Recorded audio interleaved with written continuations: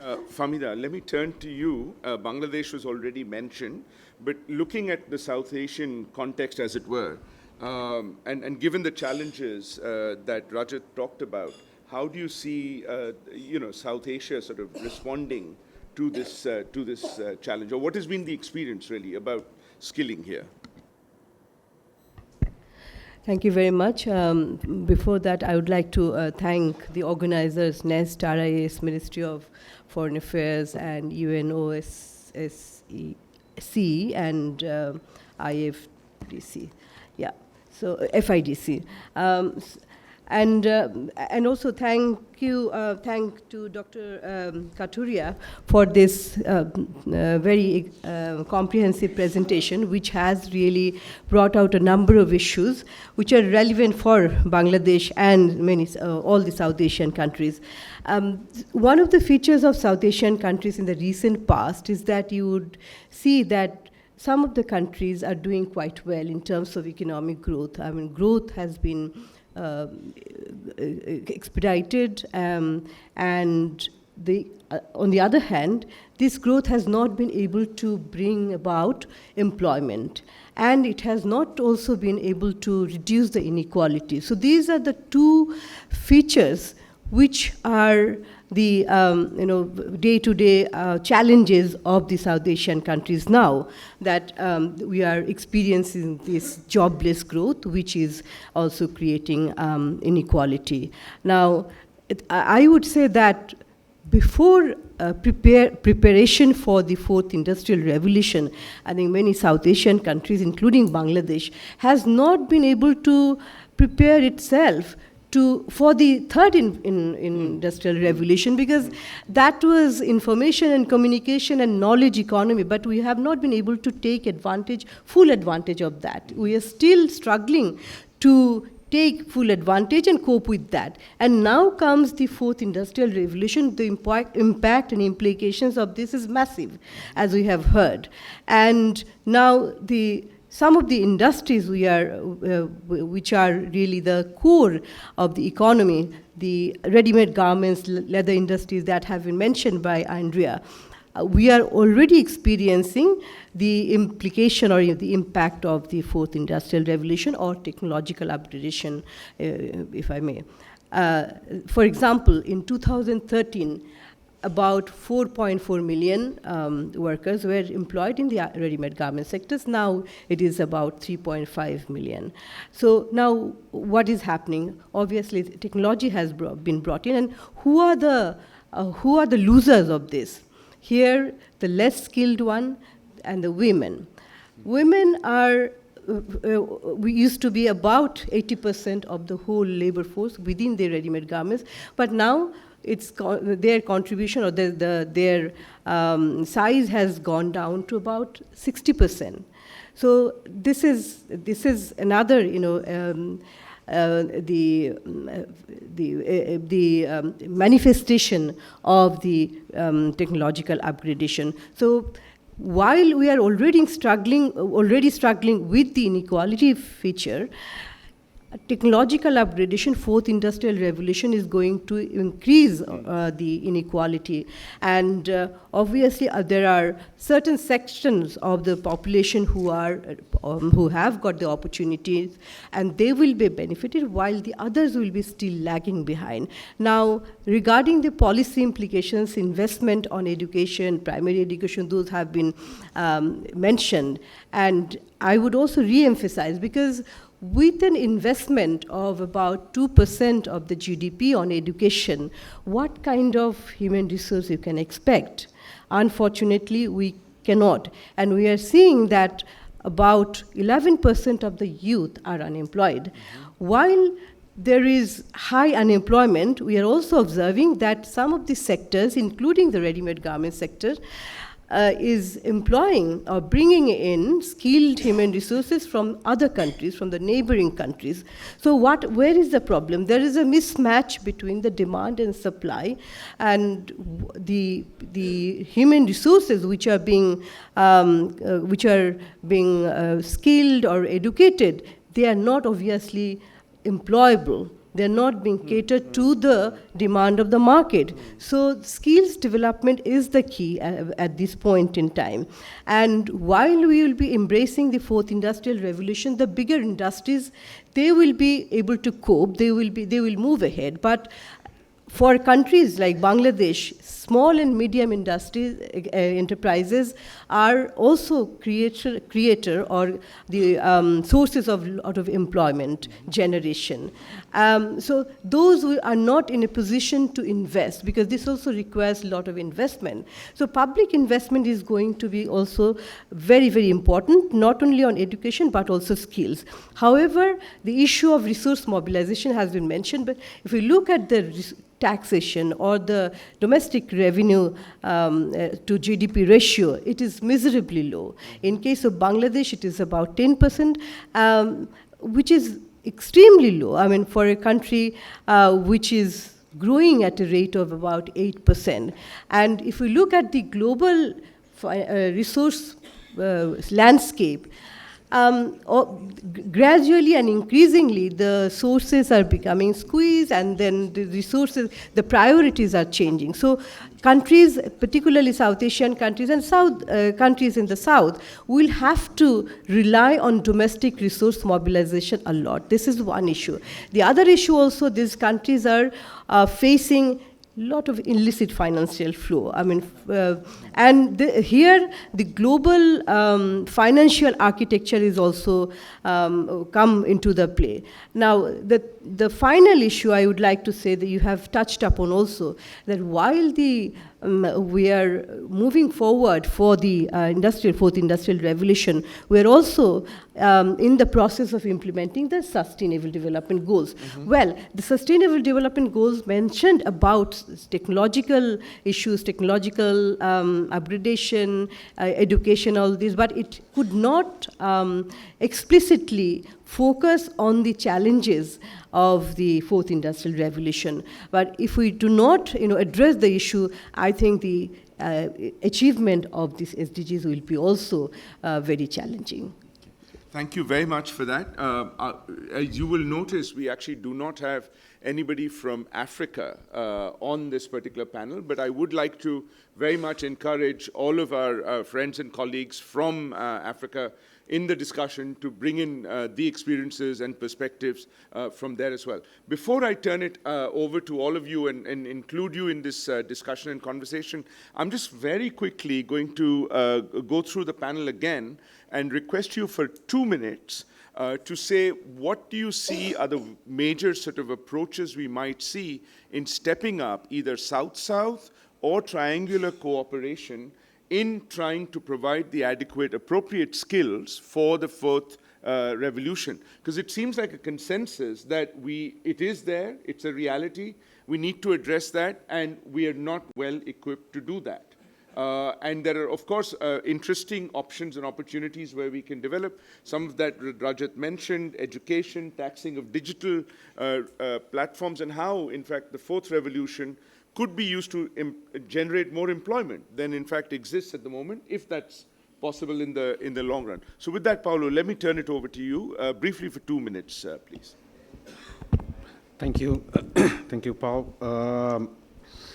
Well, first, before we go to the way forward, let's talk about a little bit about the challenge ahead of us, because we have a huge challenge ahead of us, which is the competitive environment that we are in. We are talking about South-South cooperation, but we are talking at the same time about emerging countries which are now competing in the highest for the highest positions. And when we talk about the trade war, everybody in this room knows that we are not talking about trade. We are talking about precisely about the fourth industrial revolution and who is going to control the technology that will move forward, particularly digitalization in that particular sense, in that particular case, sorry. And in this very competitive environment, one of the challenges for the South is the fact that the South, in a way, is dismantling. We cannot talk about the South as a homogeneous space any longer. The differences within the South are becoming more and more acute. And this is something that we have to take into account. And the global value chains are changing with the fourth industrial revolution, and I have to say they are turning into not global value chains anymore, but global food chains. Actually, what we are talking about is a new division of labor that is arising in the South, and some of these countries will get better positions, while other countries, other emerging countries will start to submerge. And I have to say, as a Brazilian citizen, that I think we are seeing that precisely in my country. So we are kind of a submerging power, if you wish. But nevertheless, there is a gap of information among our countries, even considering the heterogeneity of the South. There is a gap of information about the pace of the adoption of technologies related to the Industry 4.0. We don't know, we don't use the same criteria to do research. Every country is conducting its own research, and I have to say in this room, full of representatives from the South, that the only comparison possible that I found, and I'm working with that for some partners in Brazil, the only comparison that I found that made sense, because they used the same criteria, was between Brazil and South Africa, and guess who had the database? OECD. Because these two countries actually take part in the skill development working group at the OECD. But we don't have a common set of data coming from China, India, Russia, or any other country in the South. So the first thing that we need is a common set of criteria and a knowledge of some kind of knowledge platform. In terms of the BRICS, I have to say we have reports from India, which are very, very, very interesting. We have reports from South Africa, which are also interesting. We have reports from Russia, which are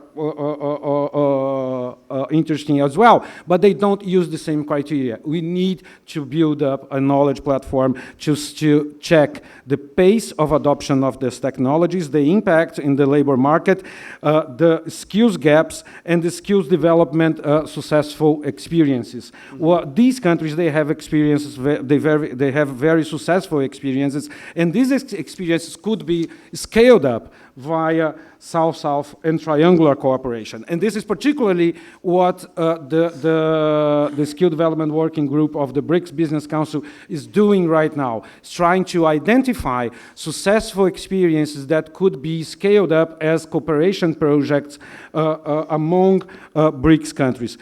So the creation of a knowledge platform and the creation of some kind of a brokerage platform where you can match demand and supply in terms of skills development, I think is a very good way to move forward. Thank you.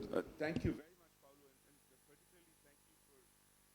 much, Paulo. Thank you very much for that, Paulo, and particularly for flagging the data gap. In fact, it's been argued and said that data is the new oil. Whoever controls the data actually can determine a lot of the drivers of the fourth revolution. And the irony is that the people who actually possess the data don't have it themselves. And so it really poses a question of how do we ensure that that happens, particularly when a lot of these platforms are among the private sector as well. Anita, if I might turn to you on this notion of data as well, and to sort of see, is that something that you're reasonably comfortable with, that you have of Asia, or is that also something which now sits with the OECD?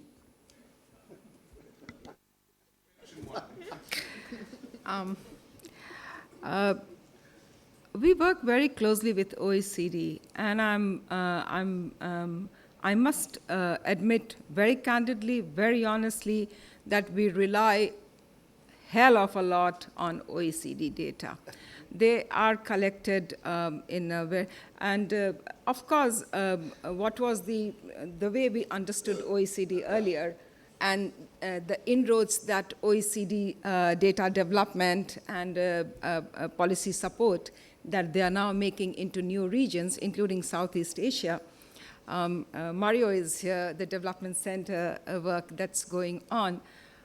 They are doing some remarkable work. So the nature of the animal that OECD was, those blinkers have to be taken away. Perhaps OECD has not explained itself very well in the past couple of years.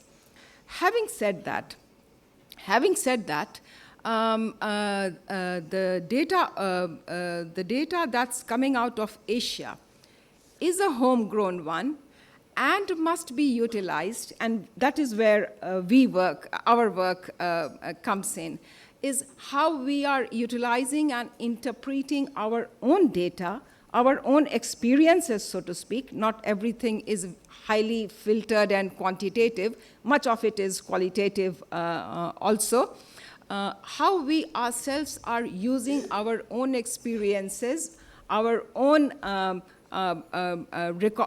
developmental records, and translating it into policy refinements for the current ecology around work, production, employment, and so on and so forth. Two very quick examples I would like to give. Number one, the general question that's being asked is skilling for digital economy. Digital economy is not a monolith. How much digital economy is going to substitute for labor? Those are still unknown and uncertain. So to prepare policy preferences, to prepare policy actions for unknowns are a rather difficult task. What we can do based on our available data, Asian data, I mean to say, is the way we have matched our, first of all, some basic spending on access and quality of education. That is a given. That's where South needs to record Asian experience. This applies for Africa also. Thereafter, matching the skilling with industrial needs, where the industries are moving, which kind of industries are moving, how labor intensive are the industries, if the investments from China are moving towards Africa or developing Asia, then what sort of symbiotic relationship between skilling and industrial investments are taking place? Now, those are the pertinent questions where Asian data must be superimposed on the new levels of South-South experiences and South-South cooperation, for that matter. So I would reckon, Dr. Sidhu, that having utilized and continuing to utilize the OECD experiences and OECD way of learning, Asia is creating its own learning mechanisms, which we are actually now explaining to OECD, and we are working jointly together. But more importantly, among ourselves. Asia-Africa Growth Corridor, perhaps Sachin is not here, but he will vouch for that, is a particularly good example of how Asian learning and existing Asia-Africa partnerships are being re-engendered based on available data, available experiences to create new chains of learning, investments, and growth. Okay. 5 minutes. Since we are getting general questions, I would really like the audience to participate and raise the questions. We will. Instead of, because we don't have much time. Can we open it up and then you can also certainly, take the questions? I certainly will, and that was exactly what I was coming to next. Thanks. So Thanks. you preempted me, but brilliantly so as always. Let's open it up for discussion, and I'm going to give priority to Africa. And preferably, a woman from Africa in the first instance. This is not to deny others, but please, we really would like to hear on this perspective as well. And we have a lot of issues which we have been put out in terms of the presentations here. So, who'd like to begin there, please? Africa.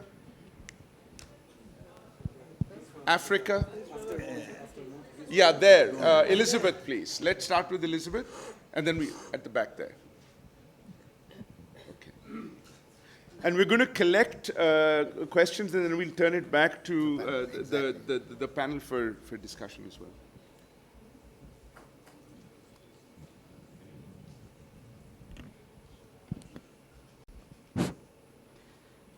I know that Ari wanted to make an intervention, and he is, of course, an academic from Africa. But I know that Ari wanted to make an intervention, but because I'm a woman, I will make it first, even though I'm not, per se, directly from the education sector. Thank you very much for a really interesting and thought-provoking set of presentations. I think just a couple of points from an African perspective, and I think some of the speakers alluded to it in their various presentations. The one is that we're talking about skilling, the new buzzword, as you said, Sidhu. But I think in many localities in Africa, not least in my own country, in South Africa, some of the basic challenges that we face in education are around what perhaps in other areas, in other countries, we take for granted. And that is an education system that's actually able to engender critical thinking. Okay, and that's the least you want, actually, from an education system. Mm-hmm. Because then the points about innovation, the points about the fact that, we're actually going to be preparing people, both young and old, for jobs that and for sectors that we don't even know exist yet, requires that as the basis. So soft skills, which are about being able to think, to argue a point, to work together to develop ideas, which hopefully should be happening in some of our basic education sectors, are not happening now anyway. And if we're talking about the need for greater, for different kinds of jobs to be able to take up both the huge unemployment that our countries face, as well as address the inequality gap so that technology doesn't actually become an accelerator of that, we cannot ignore the basics. Having said that, just a couple of points in the Southern African region around the Fourth Industrial Revolution. I think it's been really great to see that this is one of the priorities that the South African president has taken on board. And there is now a commission on the Fourth Industrial Revolution in South Africa. I think, again, it doesn't take away from needing to get the basics right. And there is also a movement within the SADC region to also think about what that means for the future of work in a region that faces many developmental challenges, but yet at the same time is going to be impacted significantly by what happens everywhere else. And here, just an example, one of the things that we're actually looking at the Institute, my institute, the South African Institute of International Affairs these days, is how, for example, the adoption of the e-vehicle in other localities, whether it's in China and India, and the phasing in and phasing out of autos, is actually going to affect not only manufacturing in Southern Africa, but also critically the powers around commodities and particular resources that go into particular industries as a result of some of these new developments. So just some points. Thank you for that, Elizabeth. Let's take one behind you. There's someone with a hand, and I'll come here as well. Yeah. Good morning, sir. I am Aditya. We can't hear you. Hello? Yeah.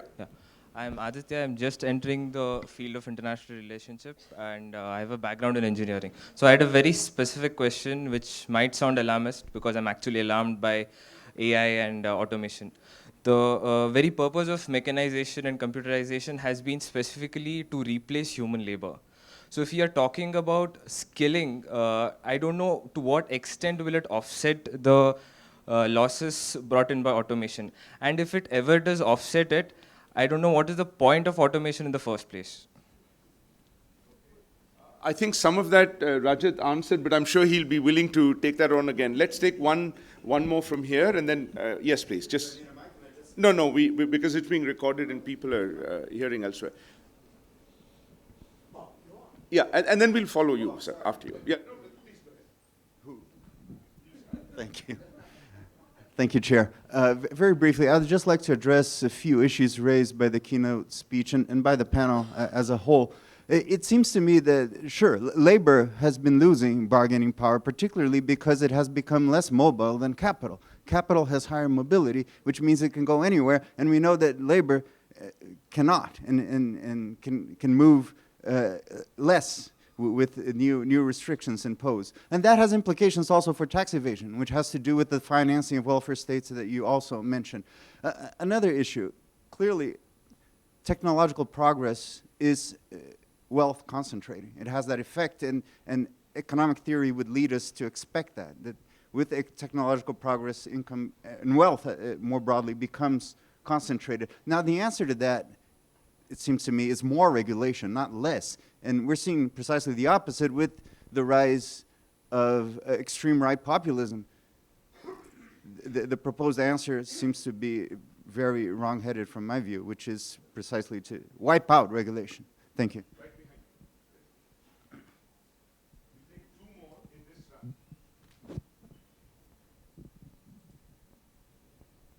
The subject of the session is New Industrial Revolution, Future of Work, and Scope of Cooperation.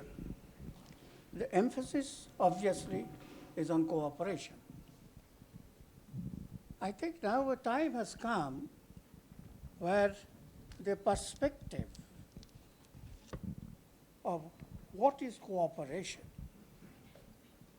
needs to be reviewed, rethought of, because cooperation means what?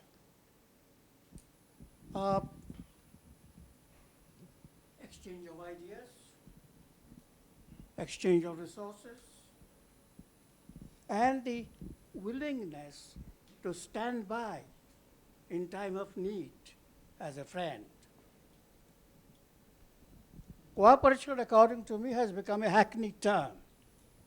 We keep on talking about it for the last 100 years. Cooperation is known to everybody. But if the perspective of cooperation is reviewed, then I think 2-3 things are to be added to it.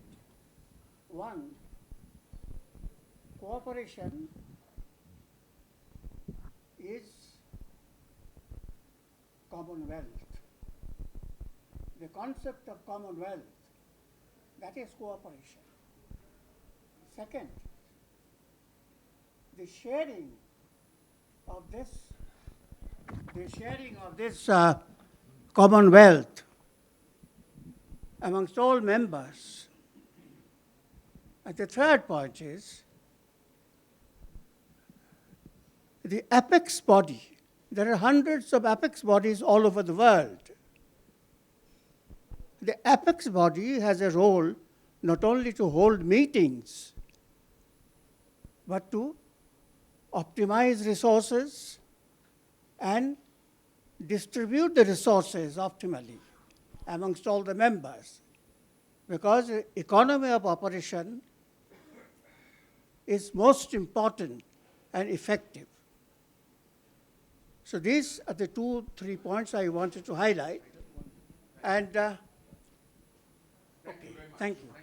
We'll take 2 more in this round. I know there are others. We'll come back. We have another round. The lady at the back there, please briefly introduce yourself. Yeah, I'm Jyoti Chandiramani from Symbiosis, Pune. Given the backdrop of today's conversation that we've had, the growing global challenges, the endogenous and exogenous factors, Rajat spoke about comparative advantage. And it takes me to the next point about acquired comparative advantage. And I don't think there is time for us really to go by the past comparative advantages that are there. In the Indian context, we did have, in 1991, the ICT or ICE section that we talked about, that is Information, Communication and Technology, where we had labor force which could move into that. So do you think the time has come again to review the acquired comparative advantage, looking at the job crisis and the future of jobs that we are facing? Thank you. And the very last question here in this round, then we'll come back to the second round. Yeah, thank you, Chair, for allowing me. This is again, this is on Africa, but through the extremely illuminating keynote of Professor Kataria. I mean, I'll be very precise. Is this just resulting from the displacement due to automation and technological change, or from some deeper deficits in the logic of the current development architecture? Let me clarify a little. There is basically a resurrection of Reverend Prebish in this immeasurizing of growth. The relationship between agriculture and other sector remained Prebish-Singerian. Also, in the transformation of agri-value chain, a part only is agriculture with a long non-agricultural part. Terms of trade has been going against the primary sector part. So you see Prebish rising again after 75 years or so, nearly to again suggest it is cooperation. And don't you think there will be more of it only if the glass half full advocacy for mitigating deficit in trust and free trade in global south is comprehensively policy accepted? It actually encompasses Dr. Khatun's point also on women. Well, I should stop here. Okay, thank you. Thank you very much, and thank you for introducing the dimension of agriculture. I'm going to bring this back to the panel. Now, everybody doesn't have to answer all the questions. You can obviously pick and choose, and you don't have to answer if you don't feel you need to contribute. Andre, I'm going to start with you at that end, please. If there's any of the questions you'd...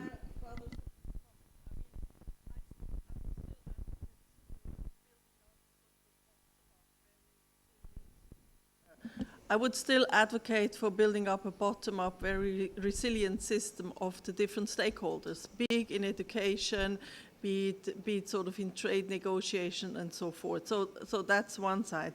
On the other side, also in the keynote speak and in some of the intervention, some of the bigger enabling environment factors have been mentioned. I mean, for instance, at the moment, the whole discussion on taxing digital economy is taking steam, and it's hopefully not only going to be resolved within the OECD. I would hope so. So there are sort of a couple of sort of bigger issues which need a good policy environment to resolve. I don't think it's going to be the UN, given that there's so much resistance on sort of economic issues, but it cannot only be the OECD. So this tax shister is an example. I think it's also an example that that sort of responsibility has to be taken down the value chain in international value chains for labor standards and so forth. I mean, in northern countries, there's a lot of talk about standards and sort of compliance, which are promoted by NGO and which sometimes are resisted by developing countries. But I think we have to rethink that issue and rethink how are we sort of responsibilize along global value chain, be it north-south, but be it also increasingly south-south. So I think there is a policy space which is not there yet, which we have to create. Thank you very much. Paulo, I'm going to turn it to you for now, and then we'll swing back. Try to address 3 points. The first one is raised by Elizabeth about the kind of skills that we are missing in our countries. That's precisely what the Russian study has shown.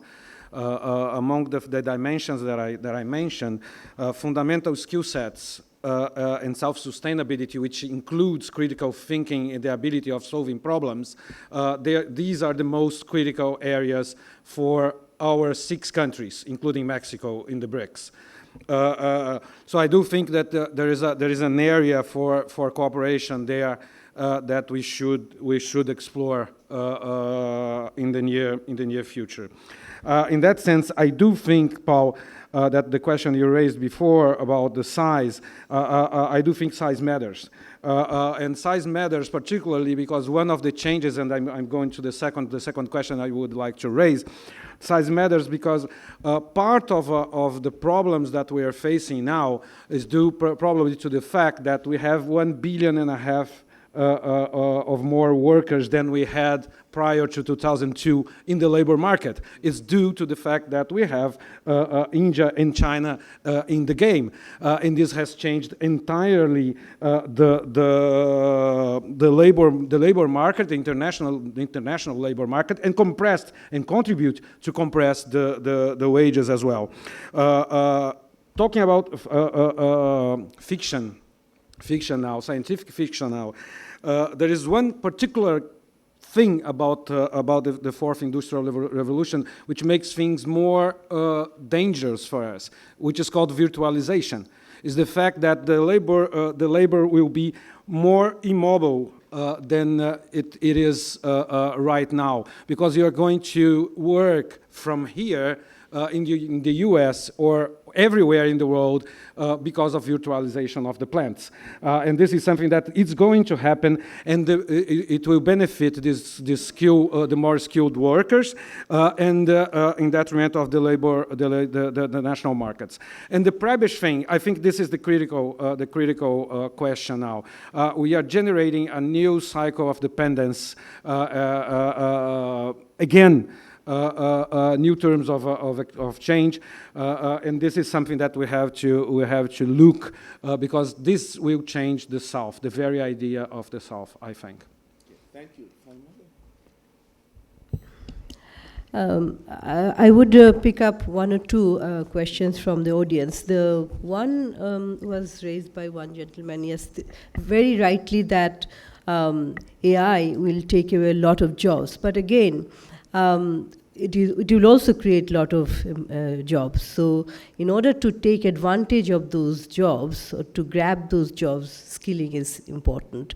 Now, here I would like to emphasize again that I think we still lack awareness and comprehensive understanding of the impact and implications of the AI.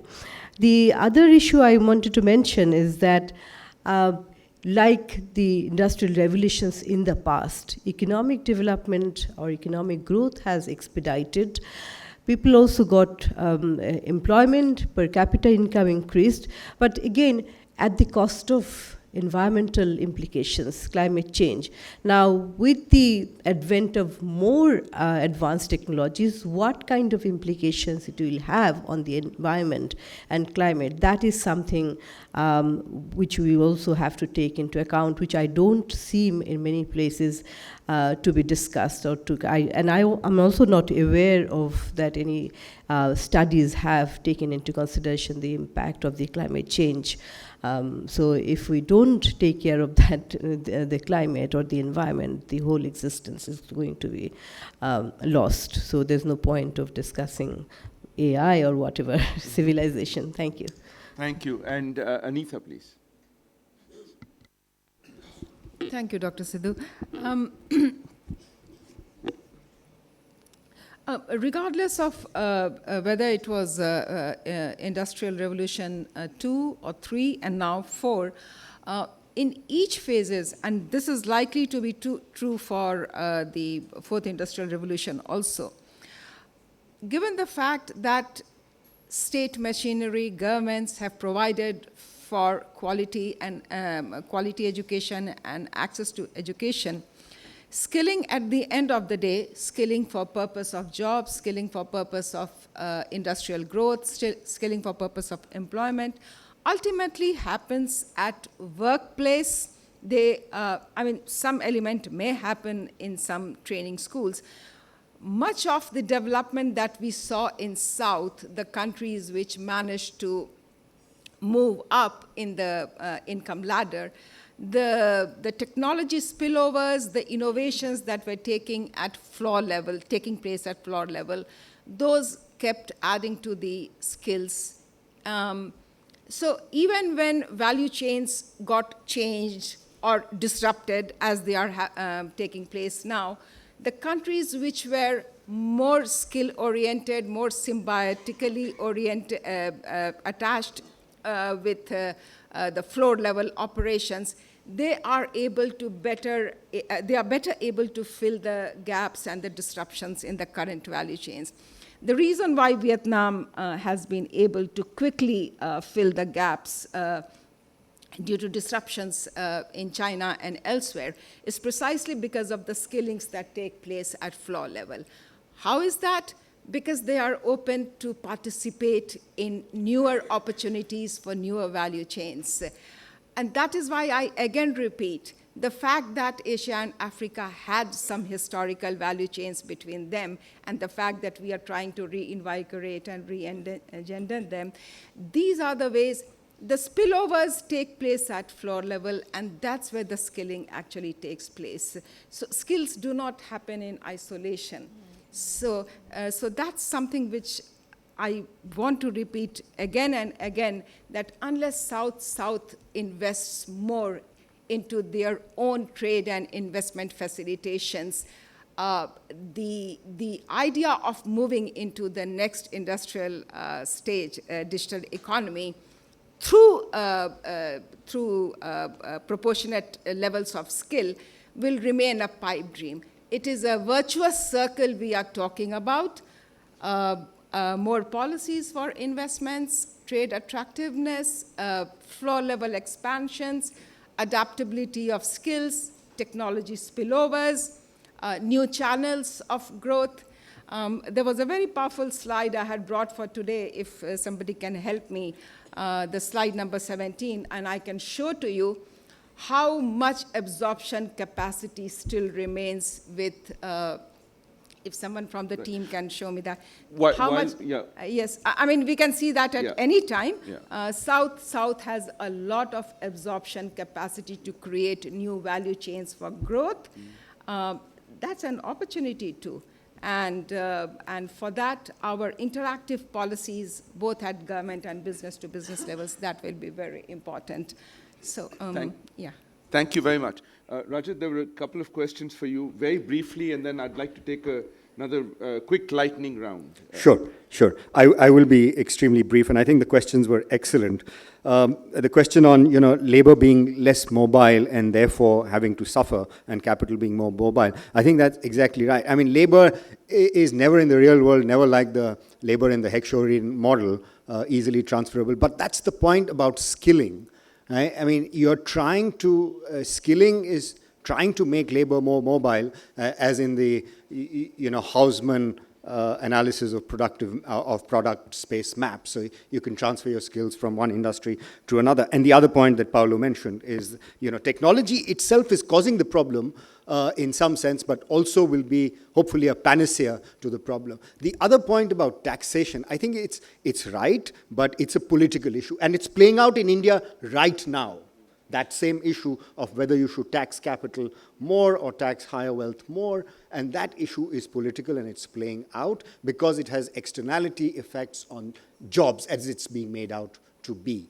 And as I said, it's an important issue that needs to be discussed. The other, there are several other questions, but one point I do want to mention, and if I have time, I'll come back to the point on data and national asset maybe at the concluding. But, the point of the question about should be sort of wish away the Industrial Revolution. It's something like saying that, climate change is bad and therefore we should go back to the 70s. I think it's an infructuous sort of argument. We have to learn how to deal with it. I mean, it's there, it's staring us in the face, and it's happened.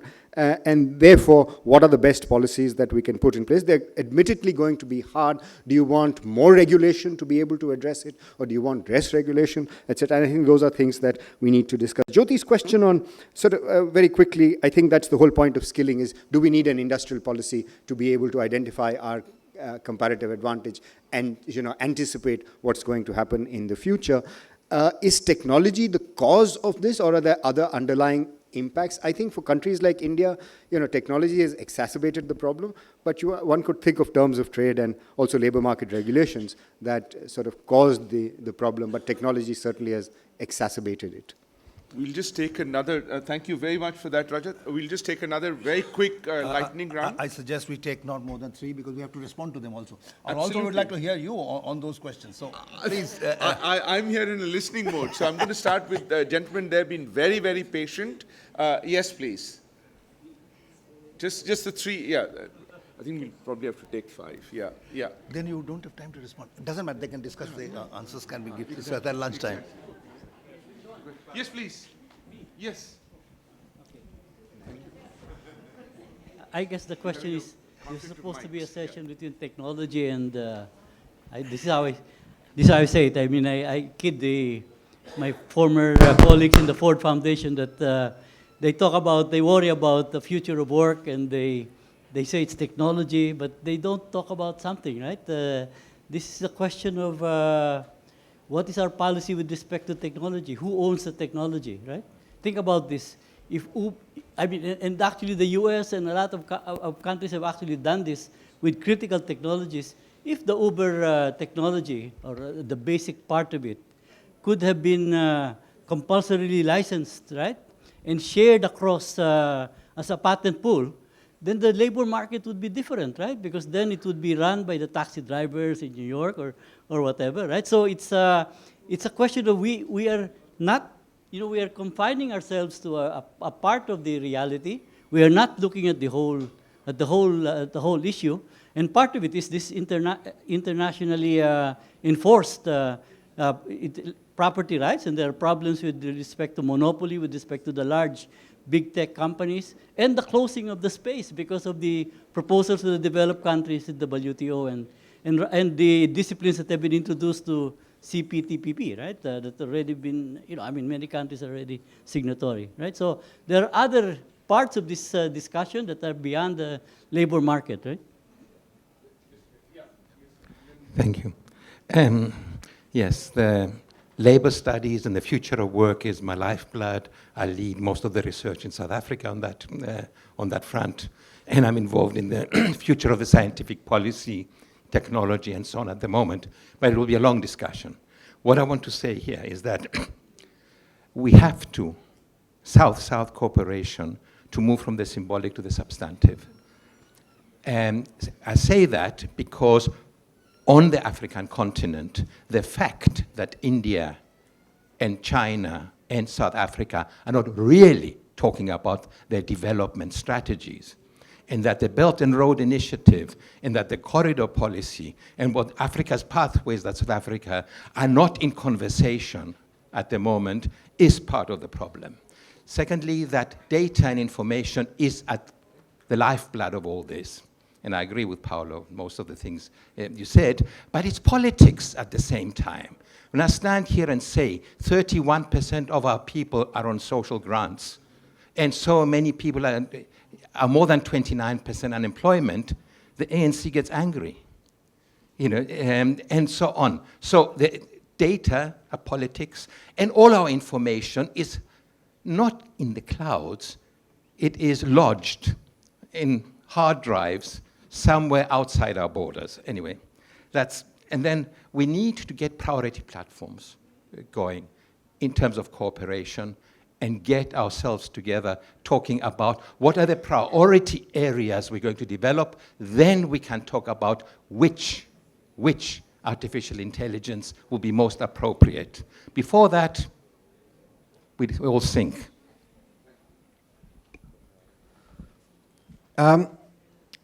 It was a very, very interesting conversation, but I do feel that it is constrained, and it's constrained on a model of convergence to developed economies.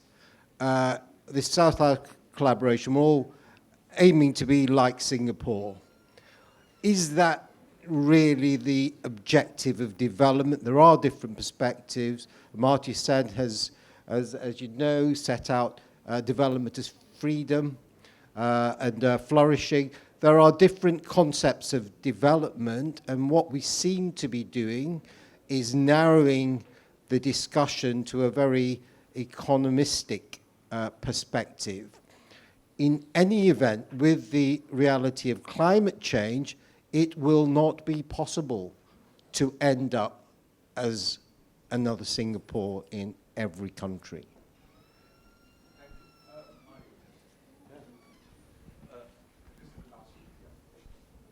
Just a little, I don't know if you know what Italy is Africa. Let me say this way. I think that there is a dramatic problem that I heard obviously, but not enough with this emphasis. The dramatic problem that we are going to face is the fact that in developing countries, conditions are not the same. Whilst we have aging population in many countries, Africa has the most unprecedented increase in demography that one may find in history. And this means that from now to 2050, every year, there will be 29 million new people that will join the labor market. So here, the real question is, how do you will absorb all this population? Now, obviously, this has to take care of the new trends, the wave that comes with changes in the organization of the process of production. But there is at the base also a major problem, because these new trends will concern part of the productive activity, not all. So how do we address this extreme high supply of labor where a demand is not ensured? If we don't, then we know what will be the outcome. It's Tunisia and the Arab Spring. Because in Tunisia, we had what happened. For 10 years, growth, 5%, and total enrollment in primary school, very high enrollment in secondary school. Then the people get out of school with the expectation of the family and don't find a job, but in the informal economy.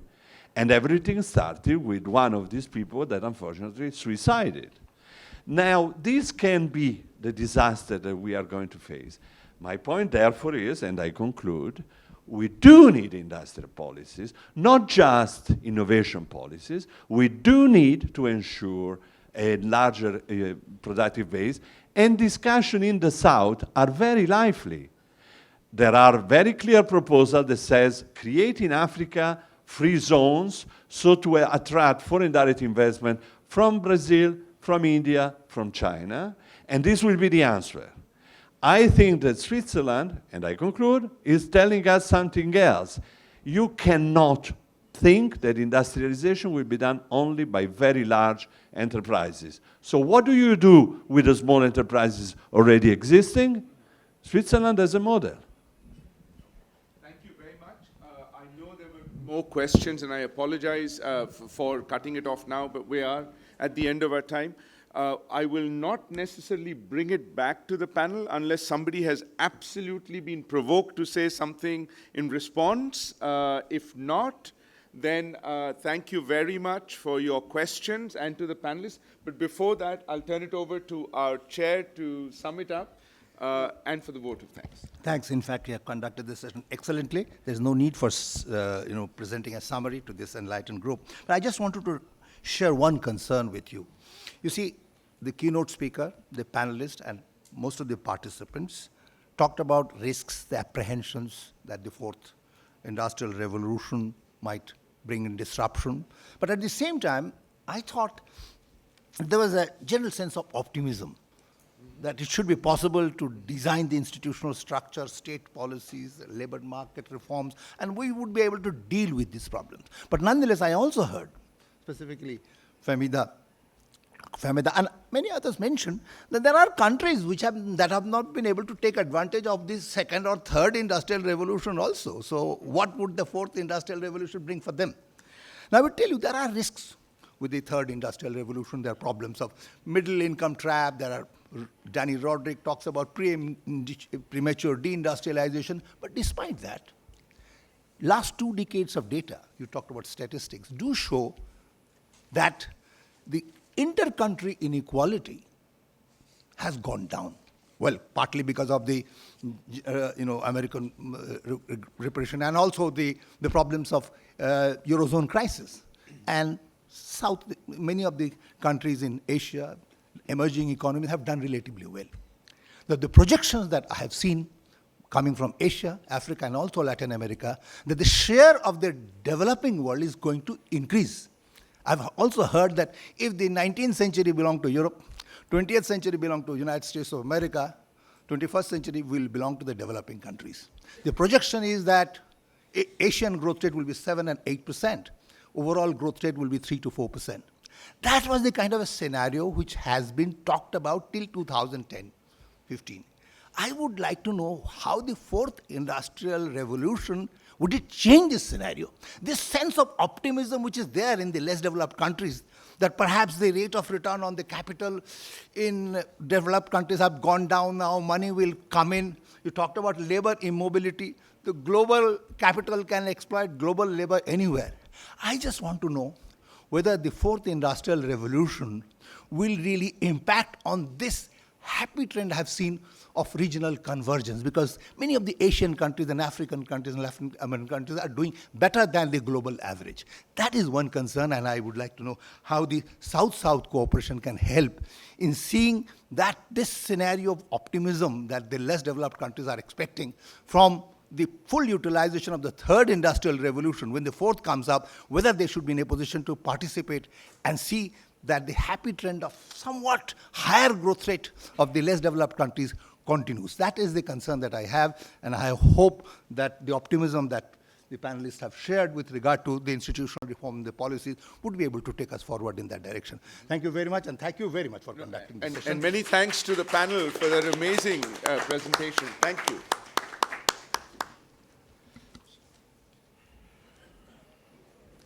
Thank you, Chair and Co-Chair, for excellently getting this panel together. We would now break for lunch. As you know, lunch is laid outside here in the Silver Oak, but we have also arranged it in Jacaranda. And I also heard the Latin American group is already meeting in another room for lunch. So all the best for that. We would come back in this room sharp at 1:30 for our excellent panel with the South aid agencies. So we would look forward for that at 1:30. Thank you. Enjoy your lunch, please.